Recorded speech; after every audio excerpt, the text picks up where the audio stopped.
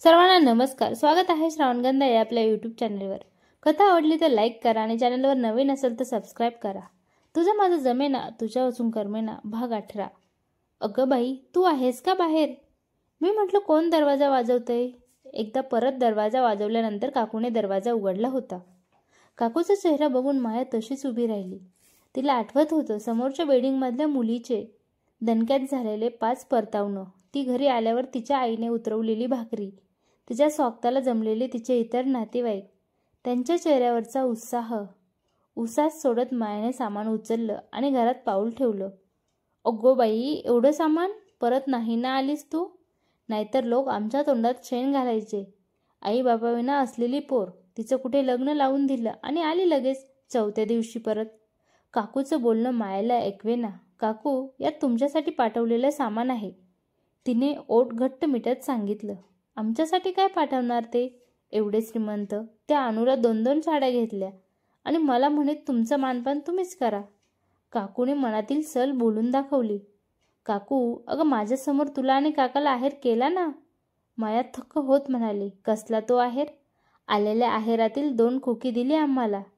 काकूने नाक मुरडलं. काकू, बघितलंच तरी का ते? ते एवढंसं खोकडं उडवत पण नाही. काकूने कपाटाच्या इथे ठेवलेल्या पिशव्याकडे बघितलं. मायाने पुढे होऊन ते दोन्ही बॉक्स उघडले. काकू पाठून बघत होती. बॉक्समध्ये सुंदर चांदीचे पेले होते. काकू बघूनच गार झाली. बाई बाई, यांच्याकडे भेट म्हणून चांदीच्या वस्तू देत असतील असं वाटलंच नाही ग. माया, तू बस ना बाळा. थांब पाणी आणते. की तू जेवतेस लगेच? काकूचा आवाज लगेच बदलला. काही नको मला. माया प्रियांश शेजारी बसली. तो कधीपासून हिच्याशी बोलायची वाट बघत होता, पण आईसमोर त्याला काहीच बोलता येत नव्हते. दी, मी तुला खूप मिस केलं. प्रियांशने मायाला मिठी मारली. मी पण. माया त्याच्या डोक्यावरून हात फिरवत म्हणाली. काही खाल्लंस? प्रियांशने मान खाली घातली. बाबा येताना आणतील, तोपर्यंत तू उपाशी. दी, ते नाही गळ्याखाली उतरत. प्रियांश म्हणाला. तू पण ना. थांब, मी पटकन करते काहीतरी. माया लगेच स्वयंपाकाला लागली. ते बघून बेडरूममध्ये त्या वस्तू ठेवून काकू लगेच बाहेर आली. खायला करते आहेस का? सगळ्यांसाठीच कर, म्हणजे मला काही करायला नको, काकू म्हणाली. मायाने काही न बोलता कुकर लावायला घेतला. दी, थँक्यू, खूप भूक लागली होती. हाताची बोटे चाटत प्रियांश म्हणाला. तू तर असं बोलतो जसं काही मी तुला जेवायलाच देत नाही. आता कधीतरी चुकतो तिखटा मिठाचा अंदाज, म्हणून असं बोलायचं का? काकू मध्ये बोललीच. प्रियांश, मी तुझ्यासाठी खूप काही आणलं आहे. जेवून घे, दाखवते. हो, लवकर दाखव आणि हातासरशी भांडी पण उरकून टाक. उगाच पसारा नको दिसायला. काकू हात धुवायला उठली. मायाने प्रियांशकडे बघितलं. तो नजरेनेच तिला सॉरी म्हणाला. तू कशाला वाईट वाटून घेतोस? चालायचंच. त्याची समजूत काढत माया म्हणाली. तिने पटापट सगळं आवरलं आणि ती परत प्रियांश शेजारी येऊन बसली. तिने त्याच्यासाठी घेतलेली गोष्टी दाखवल्या. त्यात पुस्तक होती, रंग होते, पण ते बघून प्रियांश नाराज झाला. काय रे, एवढा का नाराज वाटतो आहेस? दी, कंटाळा आला ग एका जागेवर बसून. काहीच करता येत नाही. सतत कोणावर तरी अवलंबून राहावं लागतं. आता तर तू पण नाहीस. दिवसभर आईची ती कंटाळवाणी बकबक ऐकावी लागते. बोलता बोलता प्रियांश रडू लागला. ते बघून मायाला खूप वाईट वाटलं. एका ऑपरेशनने तो बरा होऊ शकत होता, पण त्याचा खर्च काकाला पेलवत नव्हता. काकाची परिस्थिती अशी की ना पैसा जमा करता येत होता, ना कुठून मदत घेता येत होती. मदत मी बाबांना सांगितलं तर? मायाला उपाय सुचला. पण ते काही गैरसमज नाही का करून घेणार? घेतलं तर घेऊ देत. प्रियांचं आयुष्य जास्त महत्त्वाचं आहे. आपण घरी गेल्या बाबांशी बोलायचं, मायाने मनात ठरवलं. प्रियांश, लवकर तू चालू शकशील, माया प्रियांशी समजूत काढत म्हणाली. उगाच फुकटची स्वप्ने दाखवू नकोस त्याला. तुझ्या लग्नात एवढा पैसा उधळला, त्यातला थोडा पैसा खर्च केला असता तर माझा लेक आत्तापर्यंत चालू लागला असता, काकू म्हणाली. तिचं बोलणे ऐकून आपण आज इथे का आलो हा प्रश्न मायाला पडला. पण तिला लगेच जाताही येणार नव्हतं. ती अर्जुनला काय काय बोलून आली होती ना. आणि खरंच, जर तो 8 दिवसांनी आला तर? माया. काकाचा आवाज ऐकून माया आणि प्रियांशने वर बघितले. काका आज पण लवकर आला होता. काका, तू आत्ता?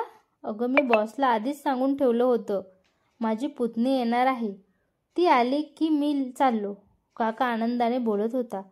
त्याचा चेहरा बघून मायाला सुद्धा बरं वाटलं. खरं की काय? काकूने तिरकसपणे विचारताच सगळ्यांचा चेहरा बदलला. काका आवरून येताच मायाने त्या दोघांसाठी आणलेल्या वस्तू दाखवल्या. काकूसाठी राजश्रीने साडी पाठवली होती आणि काकासाठी शर्ट. आपली साडी फक्त 3,000ची असावी अशा शंकेने काकू परत नाराज झाली होती. शेवटी तिच्या कटकटीला कंटाळून काकाने खाली जायचं ठरवलं. माया, चल जरा तू पण, संध्याकाळसाठी काहीतरी खायला घेऊन येऊ. पण काका, मी आहे ना, मायाने बोलायचा प्रयत्न केला. माया, काका असं म्हणताच माया गुपचूप खाली निघाली. दोघे खाली आले. आता काकाने बोलायला सुरुवात केली. आता सांग मला, सासरी सगळे कसे आहेत? तुला तिथे काही त्रास नाही रे काका? तिथे कसलाच त्रास नाही. काका जणू तिचे हे शब्द ऐकायला थांबला होता. हो ना, मला वाटलंच होतं. किती चांगले आहेत ते सगळे.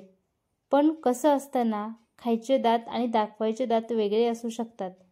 म्हणून एकदा विचारून घेतलं. नाही रे काका, बाबा तर माझी तुझ्यासारखी काळजी घेतात. ताई चांगल्या आहेत.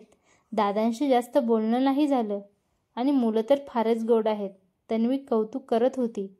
आणि आमचे जावई, तो तर देवमाणूस आहे. बघितलं ना किती काळजी घेत होता तुझी, त्याच्या बाबांची. इतकेच नव्हे तर प्रियांशी पण. काका बोलून गेला. प्रियांशी? ती कशी? अगं, तुला आधीच सांगणार होतो, राहून गेलं. पूजेच्या दिवशी प्रियांश आला नाही म्हणून त्यांनी विचारलं. मग मी म्हटलं की अशा ठिकाणी त्याला आम्ही घेऊन जात नाही. त्याला नको वाटतं. तर त्यांनी सगळी माहिती विचारून घेतली आणि लवकरच ते त्याच्यावर उपचार सुरू करणार आहेत. आणि हे फक्त तुझ्यामुळे होत आहे. कारण मी कितीही हातपाय मारले असते तरी मला एवढे पैसे उभे करता नसते आले. प्रियांश परत एकदा चालू लागला ना की बस. काका खूपच भावूक झाला होता. नक्की चालेल तो, माया काकाला धीर देत म्हणाली. तो चालू लागला ना तर तुमच्या दोघांच्या हस्ते सत्यनारायणाची पूजा करेन बघ मी, काका म्हणाला. तिने त्याच्या हातावर हात ठेवला. जाताना आईस्क्रीम घेऊन जाऊ? काका परत खुशीत आला. तो काय काय विचारत होता. माया मात्र अर्जुनचा विचार करत होती. पहिल्या रात्री तिला नातेवाईकांचं बरं वाईट होईल अशी धमकी देणारा तो तिच्याच भावाच्या तब्येतीची काळजी करत होता. त्याचं खरं रूप कोणतं, ते की हे? माया, तुला सीताफळाचं ना, काका विचारत होता. मायाने मान हलवली. रात्री माया, प्रियांश आणि काकाने खूप गप्पा मारल्या.